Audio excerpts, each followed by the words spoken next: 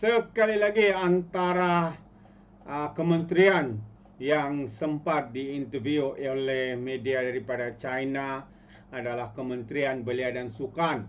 Menterinya adalah YB Hana Yeoh. Dan apabila saya melihat video ini, saya terkagum ya dengan jawapan yang diberikan oleh YB Hana. Jawapan yang begitu baik, mantap sekali. Jadi tanpa membuang masa, ayo kita tonton bersama video ini. This is already the second year for people-to-people exchanges That's between right. China and Malaysia. Not to mention, Malaysia is holding the rotating presidency of the ASEAN. That's So right. what does that mean to you, especially when it comes to youth exchange between China and ASEAN countries? The relations between China and Malaysia have been ongoing, and it's very active at the grassroots level. So we're looking at university students. There's a lot of exchange program, youth associations, and also the private colleges and the private institutions also have ongoing relationship and exchange program. So this year, with Malaysia being the chair of ASEAN, there are just more coordinated efforts and more programs being organized at this level to also involve China. So we have, especially for us, we have ASEAN and China exchange in wushu, especially to promote the women martial athletes. art. Oh, okay. Yes. So there will be many conferences like this, and just coming together to exchange knowledge and exchange talent, training camps, all those ongoing plans to roll out this year. Tell me more about what are the responses coming from young people. You know, they are back from the youth exchanges with their Chinese counterpart. What are they telling you? Or the sportsmen and women, after their interaction with their Chinese peers, what are they telling you? You know, China has always been the preferred destination for training camps for our athletes. Some of our coaches here for diving, for example, the coaches are from China. And so we have a long-standing relationship with China, and our athletes, our national athletes, they are very used to the training camps in China. They always go to China, and our sports association also have counterparts that they refer to in China. China is well known for their excellence in sports. Yeah, so Malaysia will definitely, naturally, over the years, look up to China. You particularly said gold medals and sports excellence is not like baking cookies. For 20 minutes, then it's done. That's right. It is a very long process. Yeah. It is also about how grassroots work with the best of the athletes of the country. How does that work in Malaysia? Tell us more about that. Now, with post-COVID, every child is given a gadget. So it's becoming so challenging to get them to be physically active again, to sweat it out. So we're going back to basic. It's so important to be physically active. Just go out and sweat, and not just be playing on your gadget. So this is the era that we're in. And when you have senior athletes retiring and you have the junior ones not quite there, the nation then is expecting immediate relief and immediate results. And so that's difficult, because while we put in our money and effort, we must remember that other countries are also doing the same. Oh, yeah. Yes. So there's a lot of restarting that needs to happen. So we are doing that at the grassroots level, looking at what other grassroots programs, how we strategically place our money in different sports, different strategies to... What have you chosen? We are definitely looking at the traditional sports. So sepak takraw is a traditional sport for Malaysia.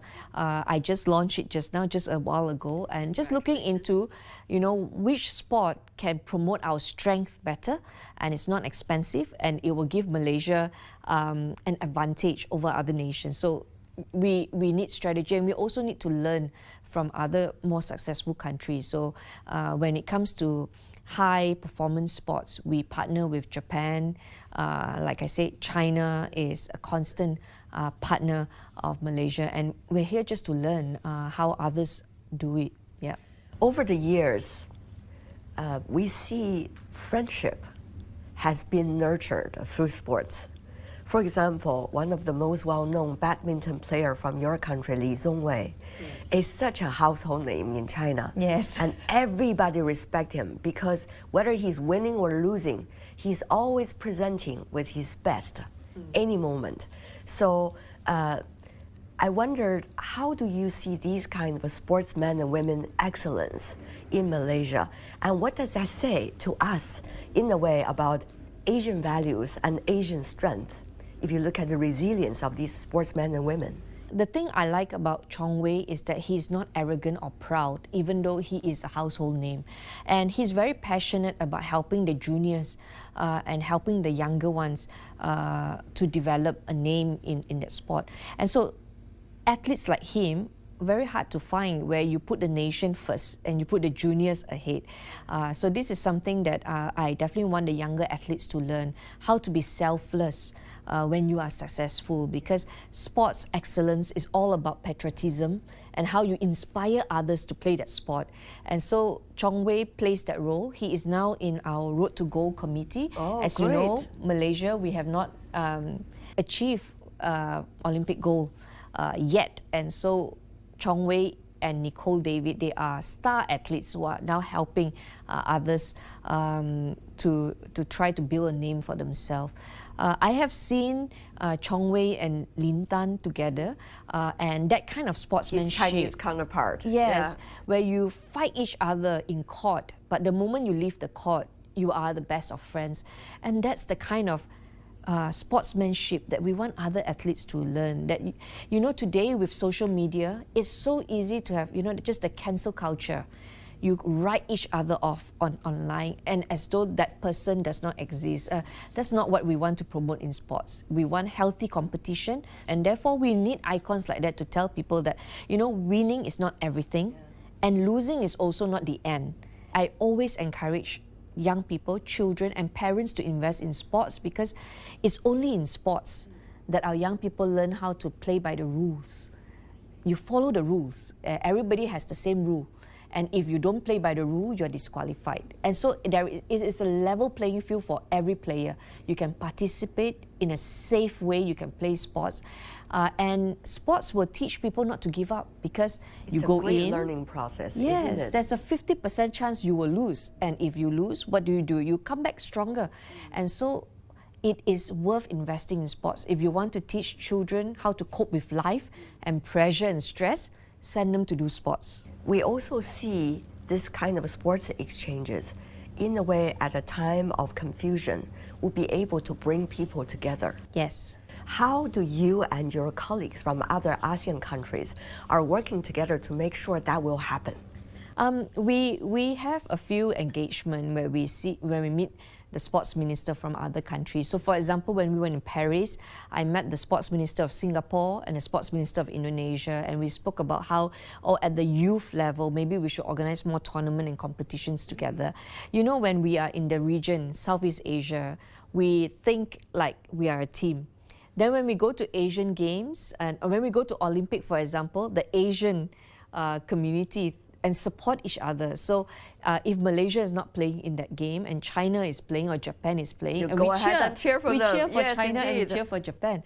And so there is a lot of, you know, just thinking alike with people in the same region. That's so important. And I think that's the spirit of ASEAN that we are trying to promote this year here. How do you see your skills of trying to bring all these people together? Earlier you mentioned about, you know, bringing in best sportsmen and women like Li Zhongwei to be in the commission. That's right. To nurture the young people and to look for sports excellence.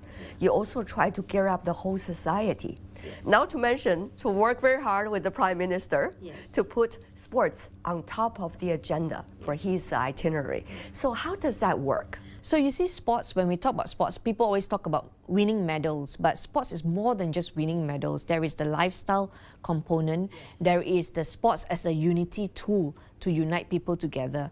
Then there is also women in sports. How do you promote safe sports?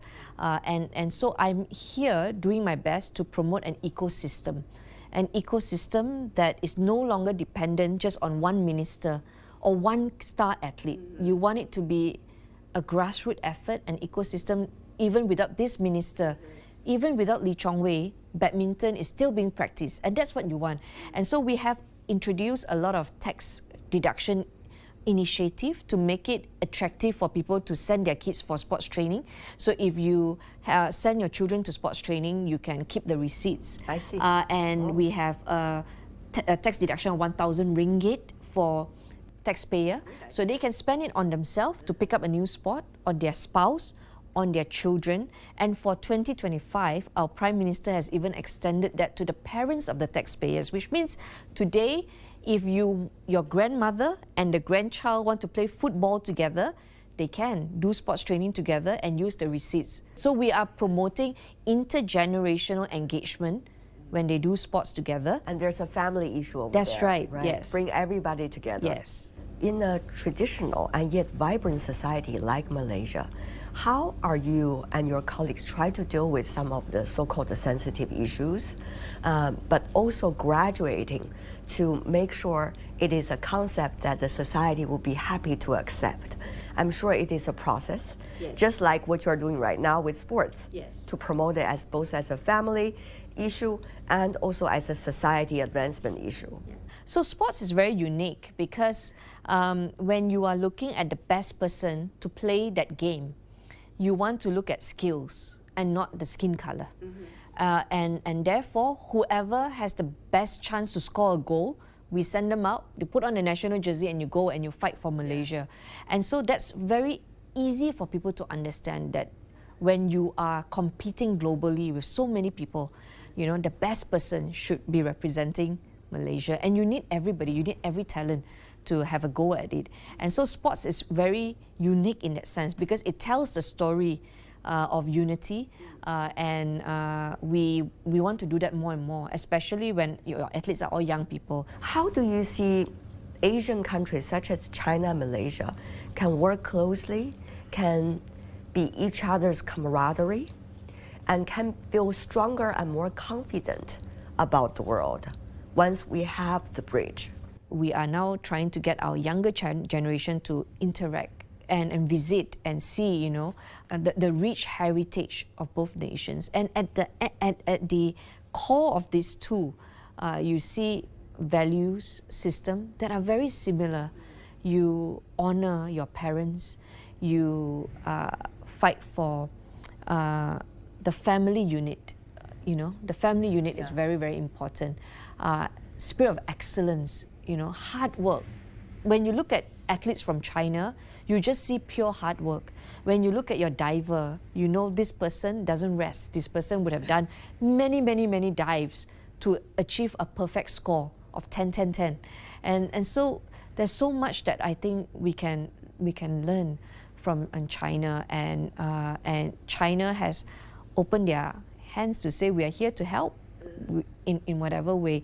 And so that's something that will continue to grow, and I believe with government support, it will just accelerate. But even without government support, we know at the grassroots level, there's a lot of exchanges happening.